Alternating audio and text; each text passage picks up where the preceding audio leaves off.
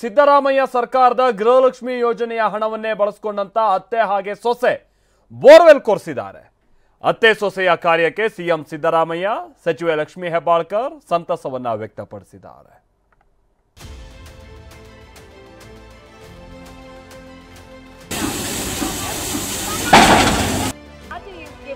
ಗೃಹಲಕ್ಷ್ಮಿ ಯೋಜನೆ ಮಹಿಳೆಯರಿಗೆ ಆಶಾ ಕಿರಣ.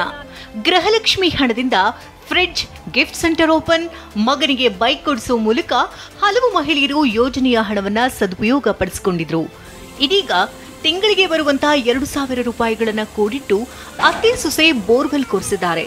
ಗದಗ ಜಿಲ್ಲೆಯ ಗಜೇಂದ್ರಗಡ ಪಟ್ಟಣದ ಮಾಲಧಾರ ಓಣಿಯ ಅತ್ತೆ ಹಾಗೂ ಸೊಸೆ ಬೋರ್ವೆಲ್ ತೋಡಿಸಿದ್ದು ನೀರು ಕೂಡ ಸಿಕ್ಕಿದೆ.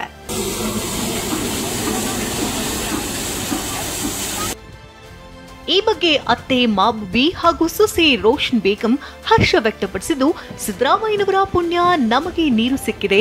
ಬೋರ್ವೆಲ್ಗೆ ಗೃಹಲಕ್ಷ್ಮಿ ಯೋಜನೆಯ 44,000 ರೂಪಾಯಿ ಸೇರಿಸಿ 60,000 ರೂಪಾಯಿ ಖರ್ಚಾಗಿದ್ದು, ಇನ್ನುಳಿದ ಹಣ ಮಗ ನೀಡಿದ್ದಾನೆ ಎಂದು ಮಾಬುಬಿ ಹೇಳಿದ್ದಾರೆ.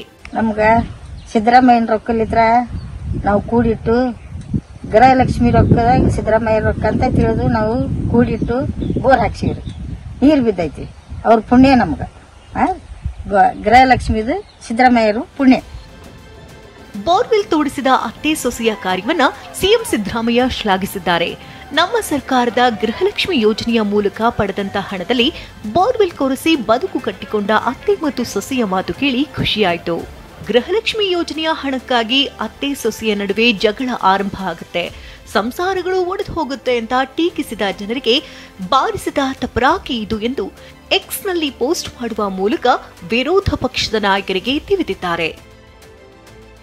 ನಮ್ಮ ಸರ್ಕಾರದ ಗೃಹಲಕ್ಷ್ಮಿ ಯೋಜನೆಯ ಮೂಲಕ ಪಡೆದಂತ ಹಣದಲ್ಲಿ ಬೋರ್ವೆಲ್ ಕೊರೆಸಿ ಬದುಕು ಕಟ್ಟಿಕೊಂಡ ಅತ್ತೆ ಸೊಸೆಯ ಮಾತುಗಳು ಕೇಳಿ ಖುಷಿಯಾಯಿತು. ಗದಗ ಜಿಲ್ಲೆಯ ಗಜೇಂದ್ರಗಡ ಪಟ್ಟಣದ ಮಾಲ್ದಾರ್ ಓಣಿಯ ಅತ್ತೆ ಮಾಬೂಬಿ ಹಾಗೂ ಸೊಸೆ ರೋಷನ್ ಬೇಗಂ ಪ್ರತಿ ತಿಂಗಳು ತಮಗೆ ಬಂದ ಗೃಹಲಕ್ಷ್ಮಿ ಹಣ ಕೂಡಿಟ್ಟು ಕೃಷಿ ಭೂಮಿಗೆ ಬೋರ್ವೆಲ್ ಕೊರೆಸಿ ಸಮೃದ್ಧ ನೀರು ಪಡೆದಿದ್ದಾರೆ. ನಾಡಿನ ಬಡ ಕುಟುಂಬಗಳಿಗೆ ಆರ್ಥಿಕ ಶಕ್ತಿ ತುಂಬಿ ಅವರನ್ನ ಸ್ವಾವಲಂಬಿಗಳನ್ನಾಗಿಸುವ ಈ ಯೋಜನೆಯ ಉದ್ದೇಶ ಯಶಸ್ವಿಯಾಗಿ ಈಡೇರುತ್ತಿರುವುದು ಯೋಜನೆಯನ್ನ ಜಾರಿಗೆ ಕೊಟ್ಟ ನನ್ನಲ್ಲಿ ಸಂತೃಪ್ತ ಭಾವ ಮೂಡಿಸಿದೆ. ಗೃಹಲಕ್ಷ್ಮಿ ಯೋಜನೆಯ ಹಣಕ್ಕಾಗಿ ಅತ್ತೆ ಸೊಸೆಯ ನಡುವೆ ಜಗಳ ಆರಂಭವಾಗುತ್ತದೆ, ಸಂಸಾರಗಳು ಒಡೆಯುತ್ತವೆ ಎಂದು ಟೀಕಿಸಿದ ಜನರಿಗೆ ಬಾರಿಸಿದ ತಪರಾಕಿ ಇದು. ಬೆಳಕಿಗೆ ಬಾರದ ಇಂತಹ ಇನ್ನೂ ಸಾವಿರಾರು ಯಶೋಗಾಥೆಗಳಿವೆ. ಗೃಹಲಕ್ಷ್ಮಿ ನಾಡಿನ ತಾಯಂದಿರ ಬಾಳಿಗೆ ಅಕ್ಷರಶಃ ಭಾಗ್ಯಲಕ್ಷ್ಮಿಯಾಗಿದೆ ಎನ್ನುವುದರಲ್ಲಿ ಯಾವ ಸಂಶಯವೂ ಇಲ್ಲ. ಈ ಬಗ್ಗೆ ಮೆಚ್ಚುಗೆ ವ್ಯಕ್ತಪಡಿಸಿರುವಂತಹ ಸಚಿವೆ ಲಕ್ಷ್ಮೀ ಹೆಬ್ಬಾಳ್ಕರ್, ದುಡ್ಡು ಅತ್ತೆ ಕೊಡ್ತೀರಾ ಸೊಸೆ ಕೊಡ್ತೀರಾ ಅಂತ ವಿರೋಧ ಪಕ್ಷದವರು ಅಲ್ಲೇ ಜಗಳ ಹಚ್ಚೋಕ್ ನೋಡಿದ್ರು. ಆದ್ರೆ ಇವತ್ತು ಅತ್ತೆ ಸೊಸೆ ತಮ್ಮ ಹಣ ಕೂಡಿಟ್ಟು ಬೋರ್ವೆಲ್ ತೆಗೆಸಿ ನೀರು ತೆಗೆದಿರೋದು ಸಂತೋಷವಾಗುತ್ತೆ ಎಂದಿದ್ದಾರೆ. ಬಹಳ ಸಂತೋಷ ಆಗುತ್ತೆ. ಗದಗ ಜಿಲ್ಲೆ ಗಜೇಂದ್ರಗಡದಲ್ಲಿ ಅತ್ತೆ ಸೊಸೆ ಮೊದಲೇನೆ ಹೇಳ್ತಾ ಇದ್ರು, ಅತ್ತೆಗೆ ಕೊಡ್ತೀರಾ ಗೃಹಲಕ್ಷ್ಮಿ ದುಡ್ಡನ್ನ ಅಥವಾ ಸೊಸೆಗೆ ಕೊಡ್ತೀರಾ ಅಂತ. ಅಲ್ಲಿನೇ ಜಗಳ ಹಚ್ಚೋಕೆ ನೋಡಿದ್ರು ವಿರೋಧ ಪಕ್ಷದವರು.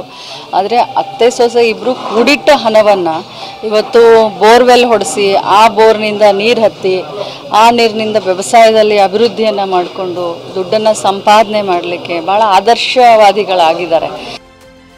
ಸರ್ಕಾರಿ ಯೋಜನೆಯೆಂದು ತಾವು ನಂಬಿದ ಕೃಷಿ ಭೂಮಿಗೆ ಜೀವ ತುಂಬಿರುವುದು ಅತ್ತೆ ಸೊಸೆಯಲ್ಲಿ ಹರ್ಷವೂ ಸಿಕ್ಕಿದೆ. ಅತ್ತೆ ಸೊಸೆಯ ಕಾರ್ಯಕ್ಕೆ ವ್ಯಾಪಕ ಮೆಚ್ಚುಗೆ ವ್ಯಕ್ತವಾಗ್ತಿದೆ. Bureau report, TV9.